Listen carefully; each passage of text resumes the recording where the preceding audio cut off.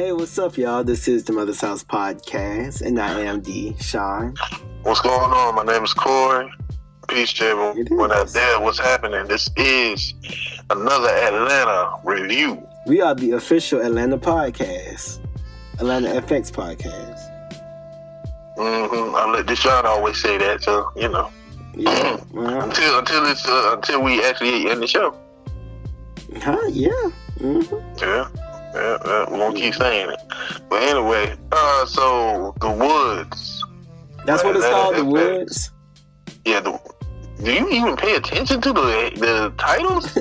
I never catch that part. Shit. I don't know why I never catch that part. How do you always catch that part? Because it's right there when it come on. But when you click on it. But as soon as it come on, I be on live stream, so I be watching the show that comes on before it. Oh, I don't do that. And then just come on. First I have to hit record so I can record the show so I can watch it on Sling. So I watch it through Sling. So I was thinking about that the other day. I was like, how you always figure out what the title of the shows be? But anyway. Also, I actually go do IMDb and see what the title's going to be before and somewhat what the story's going to be about. Oh, okay, so you do your research, huh? Oh, yeah, I do a little bit of research on each episode. Oh, I do too. No, you don't. Shut the hell up. Apparently you don't. All right, we're not going to argue. We're going to talk about the show, okay? Right. So, Atlanta, FX The Woods. This is an Alfred horror story. It is an Alfred horror story. Paperboy is going through some things in this episode, so you know, it's actually a lot of things to unpack on this episode. There's so much going on. Yeah, you definitely couldn't blank. Catch every scene. That's the thing about Atlanta, man. If a lot of people be like, man, oh man, I thought it's a comedy. It's supposed to be high funny. I'm supposed to fall out my seat, laugh, but Atlanta ain't one of them type of shows where you're supposed to fall out your seat, laugh. This is one of them shows you got to kind of somewhat pay attention. It's going to have funny moments within it too. Ooh, I can already see myself on the couch just watching this. Oh gosh, well, I can't wait to go home. Oh man, but so how it opens? So it opens up. Now, for those who haven't been paying attention, or I wouldn't even say you ain't paying attention because they only mention it once. On the first season, episode 1, Paperboy's mother passed away. Right. His mother passed away. We don't know from what, but she recently passed away when the show opened up on the first episode of the pilot. His mother passed away. That's where him and Ern had a little friction in the beginning, and he didn't really want to fuck with Ern. Because after his mother passed, Ern was kind of distant, and he ain't heard from him, for a minute until since his mother passed. So that's how his mama gone. So the scene, it opens up, Al on the couch, sleeping like most of us do, with the house dirty and messed up, kind of what I did this morning. You was off today? So what? So you were off today? Hell no, I had to work. Oh, okay, but go ahead. Yeah. So Al was sleeping, and his mama was cleaning, and she was like, oh boy, this is a mess, cleaning up. Like, get on up, it's noon already. The little chats that your mama do. Like, you would think his mama is still alive, and like, she just popped up in his house. Right. But you know what? When you in the dirty, like, living by myself, I feel like I can hear my parents sometimes. You know what? For real, when I had my own apartment, I used to keep my apartment somewhat neat or clean up after myself a little bit more when I was at home, in my own place, because I can hear that chastising from my mom or my dad. Like you just said, like you hear your parents, like, come on now. Right. Because they've been ingrained in you since for so long, right? Right. So it's almost like, oh shit, I'm so happy I don't live at home no more. Right. Yeah. But go ahead. But so, Ern not Ern. Yeah, Ern, give him a call and kind of broke him out of his sleep. But before that, his mama's telling him, get up, it's noon. You know what I'm saying? I raised you better than this. I raised you to fold clothes at least. Jeez. You know what I'm saying? We're going to come back to what that means and later on why his mama was the first thing in the episode. Right. So Ern give him a call, ask him to sign some papers or whatnot. Kind of foreshadowing, Ern's management skills and Paperboy's discernment or distrust or not lack of enthusiasm with Ern management skills. So, so he ended up waking up, getting up, and Darius weird ass is he's stupid.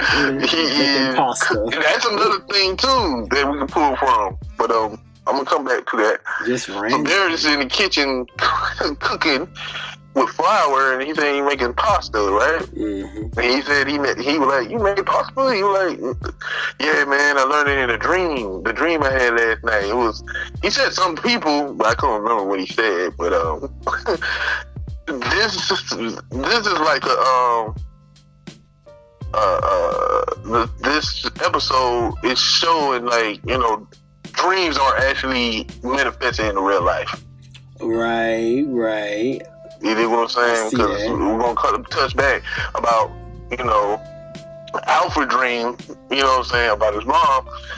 Now you got Darius who's literally taking what he got from his dream and actually trying to apply it and literally trying to put his damn foot in the damn pasta. He put his foot in it. I put my foot in this thing, and then he literally lifted his foot up. That was funny. That was funny. So, but before he leave out, he getting picked up by a girl named Sierra. Now Sierra, they mentioned her on the first episode, didn't they? And it was what his name called her? I think so. Yeah, I think he called old girl Sierra. In the first episode of this season. So, so it seemed like, Alfred been, kicking it with Sierra for a minute. And, so he getting picked up by Sierra. He ended up getting in the truck with Sierra, and he ride around the city. I guess Sierra's a popping Instagram model now. She IG famous. Instagram famous, you know what I'm saying? So a lot of y'all out here. Or a lot of y'all trying to push for that Instagram fame. Well, you trying to push for YouTube fame? Actually, I'm not, but okay. But everybody trying to push for something. Everybody pushing for something though, for real. So, and that's another thing from this theme within this episode. Everybody pushing for something, right?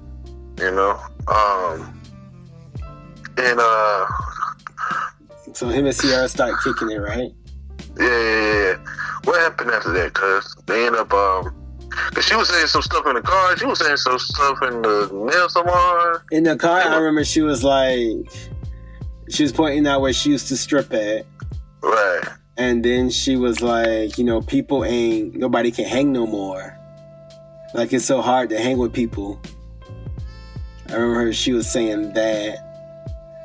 And then, I remember then they went to go buy some clothes or something. And then she was like, ain't nobody want to see no sweaty ass nigga in no regular ass polo, and some shorts. Yeah. And he was like, let me ask you this. Be for real, it does seem like Alfred is stuck in the damn 2005 2005 years. He does dress like he's still in 2005. Right. He could use an upgrade, a nice little switch up. But that's gonna require a new manager, and then Sierra was telling him that too, basically.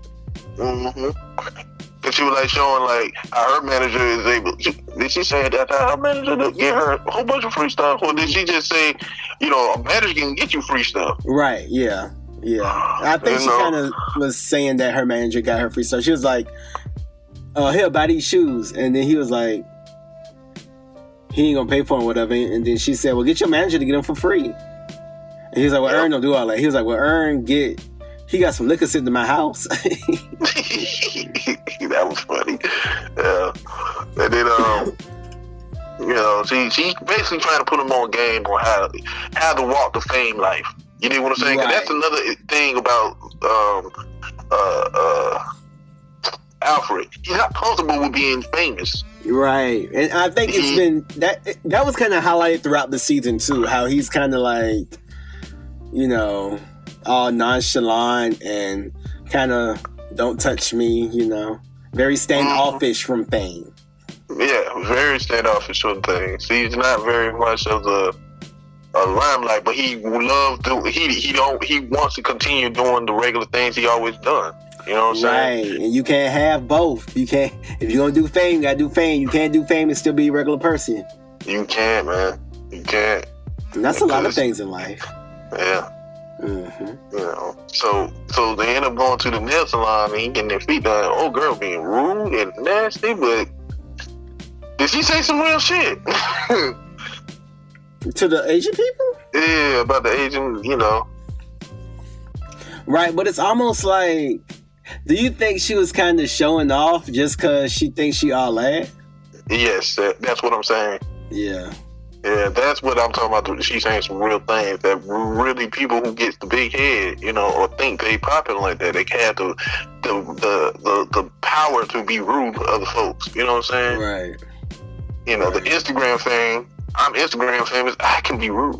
Right. But at the same time, it's kind of like she's playing the card that she has.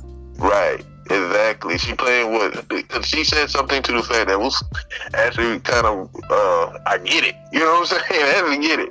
She was like saying how, you got white girls, you got everybody trying to be a black woman, everybody trying to be black. He making money off of it too. And I gotta go compete with all those other people who's trying to be black, from white girls to bitches with ass shots, bitches with this and that, right? And she's like, but and they getting paid for it, and I'm a black girl, I can't get paid for it. You know what I'm saying? So, they trying to appropriating blackness for money, for dollar. Get Out. That's what Get Out was about. Right. It's very much a Get Out kind of reference. So, and don't get me wrong, I actually understand the sentiment of Sierra? No, not Sierra, but of Paperboy more so than Sierra. Because he's like, man, that's fake. That's not real. That's like, you go out around lying to people so you can get money off of people. It's not authentic. It's not morally right. But hey, that's the way the world is nowadays. Yeah, and she kind of alluded to maybe they should kind of play up their relationship for likes, basically, and for attention. Who you thought of when they said that? Who'd you think of? I thought of, you gonna pick somebody. Kim Kardashian. And Kanye? Kanye, or what that girl name? Black China. You know what I'm saying? Yeah, I mean, all of them. Especially when she talked about the white girls getting famous for looking black. That was Kardashians all day. All day. You know what I'm saying? So,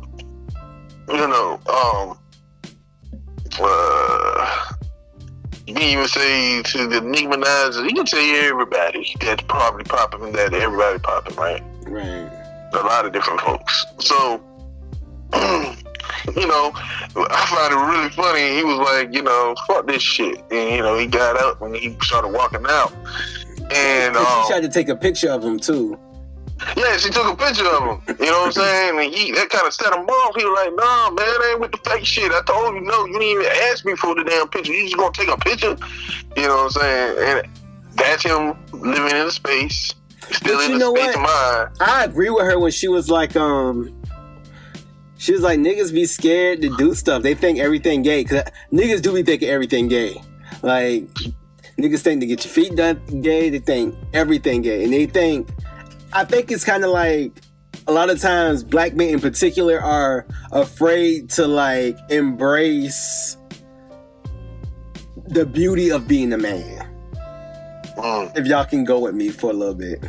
Mm-hmm. It's like you have to. Every man kind of comes, because I feel like Paperboy is still in that place. Like we say, he's still in like 2005. He's still in like his early 20s, late teens. You know what I'm saying? Like how you kind of, I'm keeping it real, and I don't do that fake shit, man. That shit gay. That shit lame. I ain't doing that. But also the part when the crazy guy had the box cut into his neck and Paperboy started crying. It's almost like it comes a time in your life where you have to just grow up and, real men show emotions. Real men are dynamic. Real men, keeping it real is not boxing your emotions in and not, not expressing yourself and, not being who all of you really is. You know what I'm saying?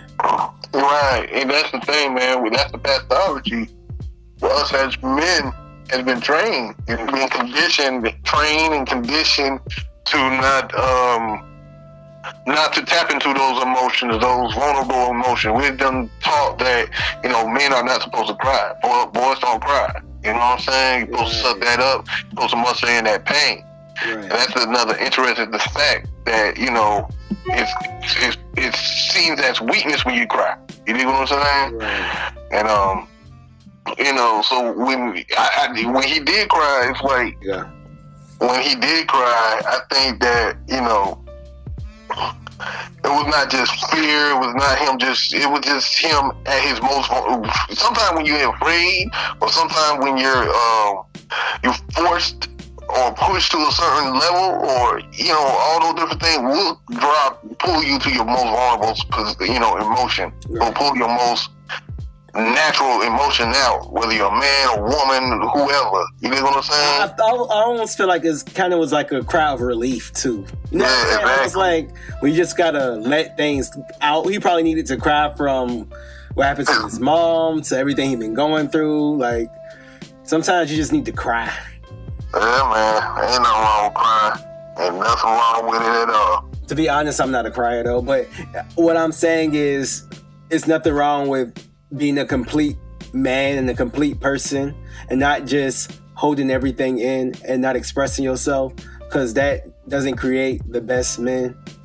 The best men are men who can show all kind of, emotion. Don't be bipolar, no shit now. Don't be over here, Don't be no schizo. Don't be no Tyrese shit. Right.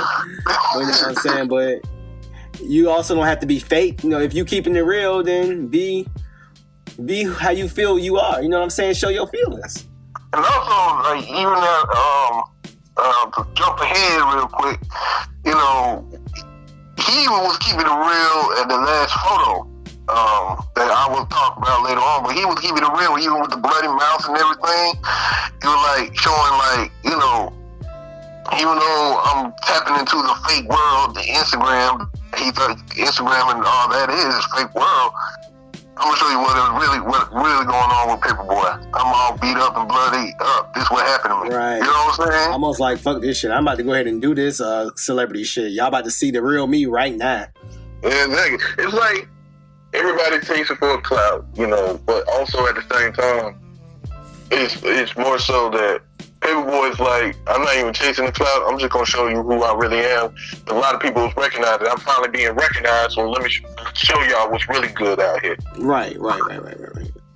It comes a time in every man's life where you have to, and it's not just about taking care of yourself, but it's just about your presentation to the world. Right. My parents used to tell me, like, Corey, you don't want to step out of this house looking raggedy and looking busted. Right. And that means so much more than what you got on. It's everything. Like how you step into your manhood. You know what I'm saying? Like, yeah, exactly. Yeah. So that's what I took from that. Because proper grooming, and improper grooming, people can tell, okay, whether this person for real is serious and I can take him serious, right, or somebody who's not taking themselves serious by walking out the door looking like whatever. Right. You know what I'm saying? So I get it.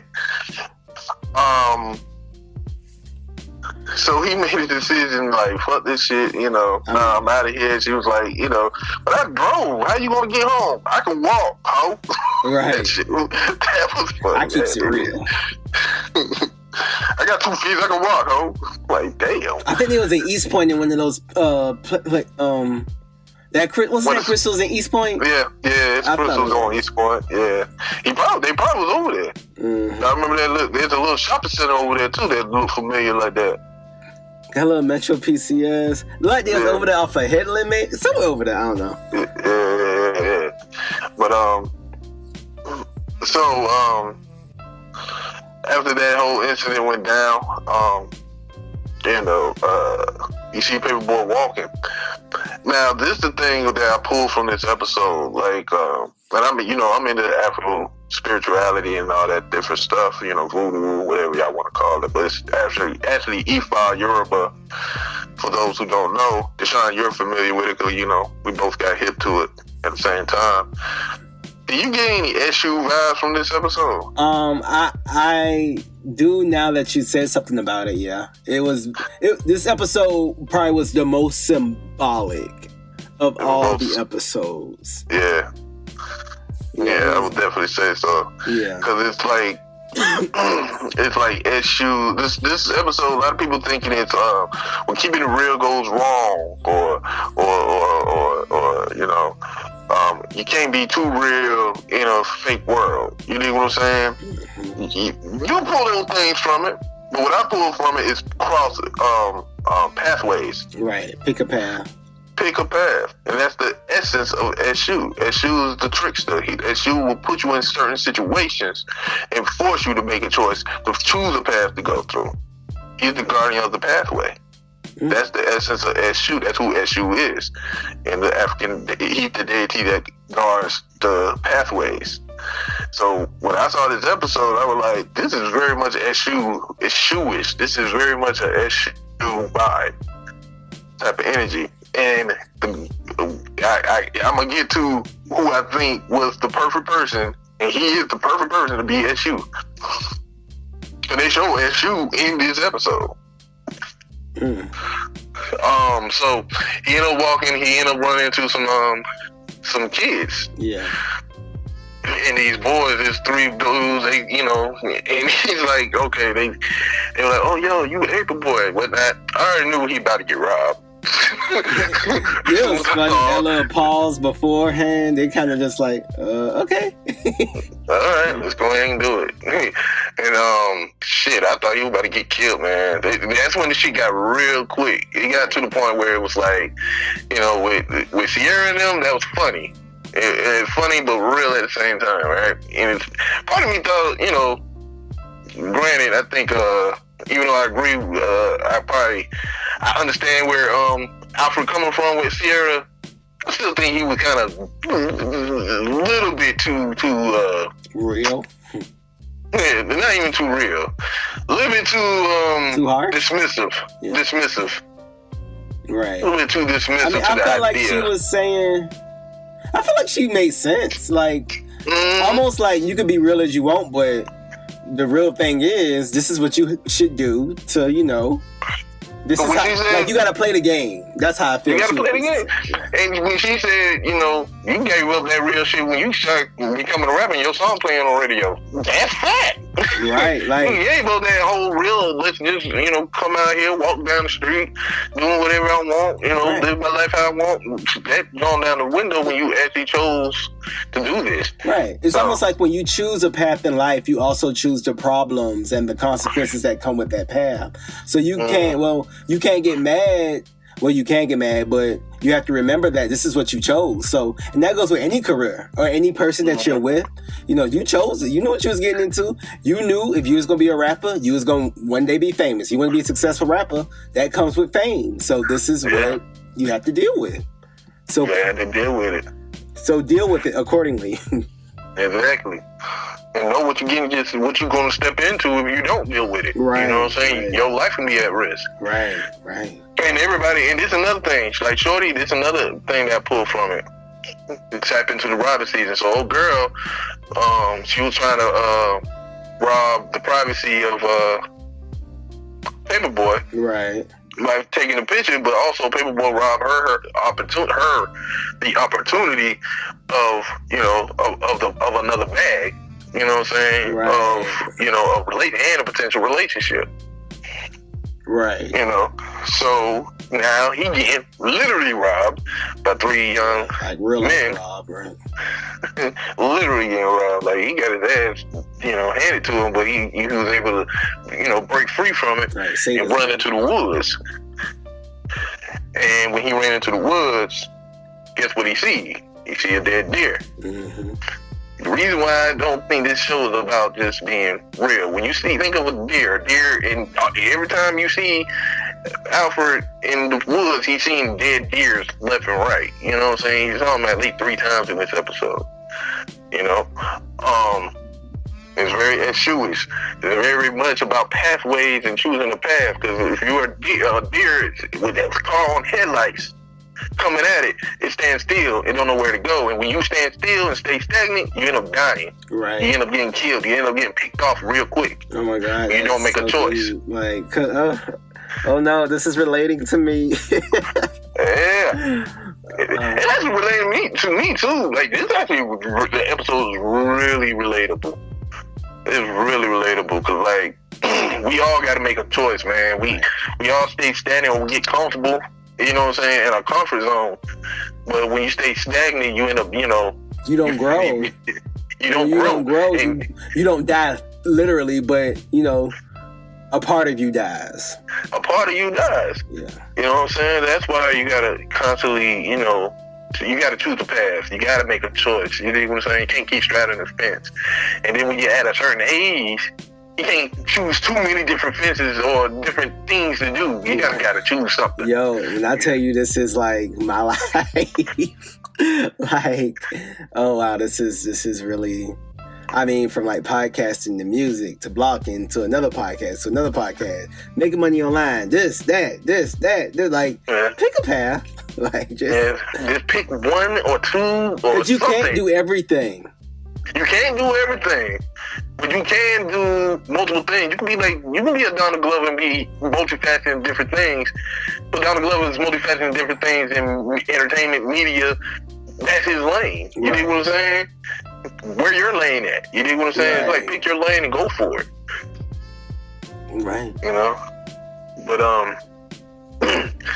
so he sees that deer, and then what's the guy called? What's the guy? Wally? Is that the homeless man? The homeless man just popped up out of nowhere, right? He got a name? I think his name was Wally. I think he said, "Call me Wally" or something like that. He said his name, and he was like, and that's the thing. That man represents SU. I think Donald Glover and the writer squad looked into the story of SU. I think they looked deep into the story of SU because he was SU. That's SU in a nutshell. That's how SU will approach or appear himself as. He ain't gonna be the most. He can't come up as the most flashy. He can be a woman who's very sexy because the deities they have genders, but they don't really have genders. But I think. No, I'll take that back. They do have genders. SU was a male. So SU was he can be, dapper, dressed up, and still have you, put you in a situation where you're getting tricked. That's another aspect of a Nazi. A Nazi in the another African traditional deity. That's a Nazi trait too. So he represents SU. And how he lured him is from his mama. The humming he did, he doing the same hum, the same gospel hum as his mama. Well, I know that song too. Join our fellowship. They sing that at my old church, but go ahead. Yeah. So they kind of made him because he was laying on a branch, he heard it humming. And he thinking he hearing his mom, but he gets up and he walks around. He see the dead deer, and he keep hearing the humming. And then he hear a man humming it, and he like, who the what? You know what I'm saying? And boom, old dude pop up. I'm gonna call him SU. SU pops up, and he asking him, because Alfred really wanted to try to get out of there. He ain't really trying to follow where the little boys at. So he yeah, where the boys went? He was like, I know where the boys went. They went that way, this way, which way, that way. And he was like, nah, crazy. nah, fuck this. Then he stopped following them. Exactly, and that's that shoe. And shoe will play games and tricks with your mind to make you think he's crazy. And granted, this man was crazy, but so he ended up walking off. You know what I'm saying? And then you know, he told the man don't follow him, but the man kept on following him all the way to the night. And you know, and some people were thinking like this dude's gonna try to help him, but it's like night, dark. You see another dead deer, and he's sitting there, and he called him deer guts. And, you know, like that's what you want to be. You want to be like deer guts. You if you don't make a choice, you gonna end up like that dead deer right there. You are gonna be gutted out. As he was actually giving him game. Right. He was actually telling him, like, yo, you need to make a choice. As weird as I'm saying it, I'm telling you, you need to make a choice. Either you stay here and die. That sounds like deer guts. Message, right? So, you know, so, you know, he threatened him with the box cutter and throw it to his neck. And he was like telling him, like, you know, the same thing. Like, I can kill you right here and right now, but you better make a choice. Either you get the hell out of here and he ended up running and push him off and run and fell down and look at him. And the dude still in the same stance, talking to nobody. Mm-hmm. And saying, and he started counting. He said, I'm going to give you the count of 30. 1, 2, 3, 4, 12. Like, he didn't count. So, you know, people ended up running out of the woods. He ended up finally getting out the woods, and he relieved. He ended up going to again in the store because his face all bruised up from getting pistol whipped and everything else from the robbery from the little boys. And that's a whole nother thing with that's another symbolism. The young men, young boys, teenagers, is chasing a grown ass man. And you know what I'm saying? That's something there. I don't know what that represents. I know it does represent something, but it's showing like, you know, maybe it represents the fact that you trying to hold on to your youth. It's like the youth is chasing him, and he's a grown ass man, and he need to run towards, stop playing around doing youthful shit. Maybe stop playing around being young. Right, when acting like a young dude. Act like little boys, they get killed, basically. Yeah. That's probably what that represents. Then excuse me. He ended up taking a picture, and a little white boy popped up, and that's this one I'm just gonna assume the white boy. The reason why they use a white boy for this scene, for this last scene, represents mainstream America. Yeah, it's this represent, like, I'm gonna go ahead and choose this path that, you know, that's like safe. Just because it's mainstream of white America, it doesn't make it safe. But it seems safe though. That's what I'm saying. Yeah, but you know, I go ahead and choose this take of this facade lifestyle. You know what I'm saying? Because if I continue on the route that I've been on, I mean, you know, killing myself or not doing nothing with myself. Right. You know what I'm saying? And that's what I mean by safe too. Yeah. Yeah. So he ended up taking a picture, and he went in because the young man was a fan. You know, white boy was a fan, so he ended up taking the selfie, and it ended right there. And the thing that about his mom that ties all this back together, it's also this episode showed the vulnerability of Alfred, which you don't see that much often in any of the episodes of Alfred. He always come off a little standoffish, even to the camera. You know what I'm saying? Even his character come off standoffish a lot of times. But this time you see why he's standoffish. He's grieving his mother's death. It's really affecting him really bad. And anybody that lost a parent or lost a loved one, like a parent, that does traumatize you and cause you to, you know, cut a lot of things off and keep you somewhat stagnant at the time. Right. You know what I'm saying? And the fact that he had a dream and his mama telling him, you know, I didn't raise you not to fold your clothes. I ain't raised you not to fix yourself up. I ain't raised you to leave the trash all over the place. Same thing your parents constantly probably told all of us. You know what I mean? Right. She was setting up. She was a representation of it. She was like, "You need to take a path. You need to grow up." You know what I'm saying? If you don't grow up, you stand. You might as well die. Right. It's like almost like your future dies. Your future dies. Yeah. You know what I'm saying? Even when Darius, he was like, "Yo, I see old girl keep popping around here. You gonna make that's your girlfriend, right?" He was like, "I don't want no girlfriend." It's like, man, I ain't about to get no girlfriend. You know how I feel about having a girlfriend. You know what I'm saying? It's like, bro, you need to grow up. Like you look damn near 40. Right. You still acting like I don't need no girlfriend. Like acting like you damn 23 and shit. 2005. Yeah. Still living like you're 23. So, this episode is very layered and very deep if you pay attention to those things. And hopefully we open your eyes to something else. I ain't saying this is exactly what it is. I'm just saying this is what I pulled from it. You know what I mean? Right. And I mean, if they got something different, I would love to hear what y'all got to say too. Yeah, for sure. But yeah, man, that's Atlanta FX, the Woods, man. Shit get real when you start hearing gospel hymns and seeing dead deer. Right. You start hearing spirit. That's when the spirits come out. You hear them old hymns, them spiritual hymns, and dead deer. Man, something real about to happen. And that's a funny thing, cuz when my dad died,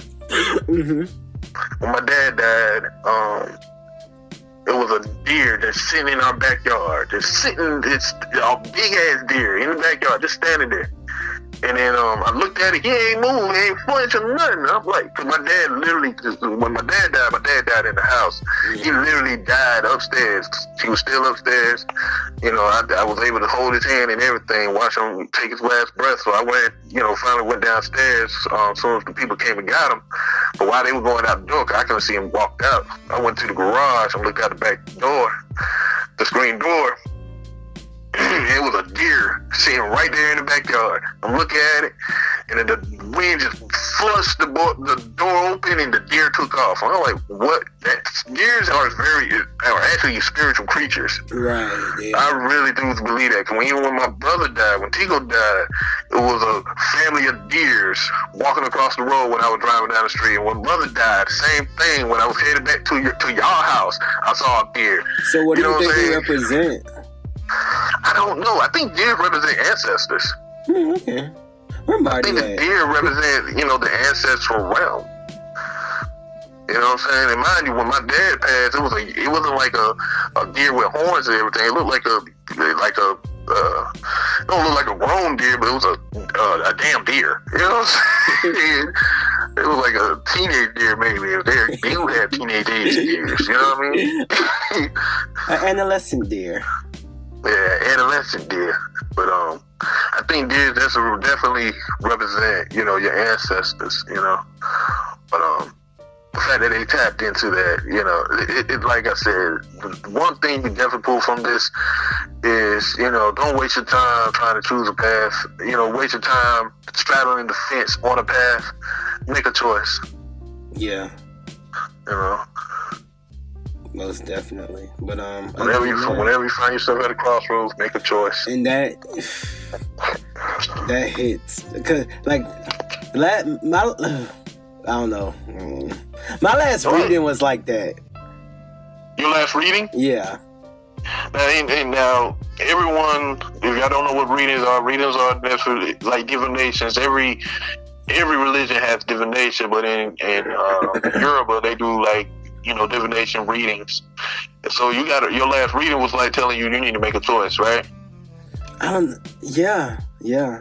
Well, I don't know. It was either the last one or the one before last, but or it may have come up twice. But I know mine the things I get in my readings comes up constantly. Either I'm not doing them or it's more stuff I need to do. Right. The same thing you got, that the pathway thing comes up on mine a lot. Right. Or you got to make a choice. The fences thing comes up.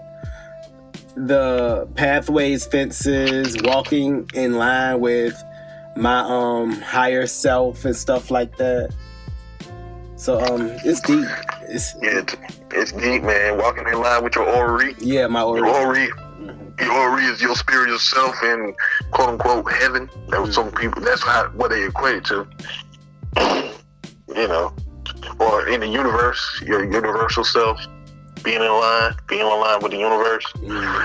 I get to say I had that same kind of reading, and then mine went a little deeper. I can't really talk about it because I can't talk about that part.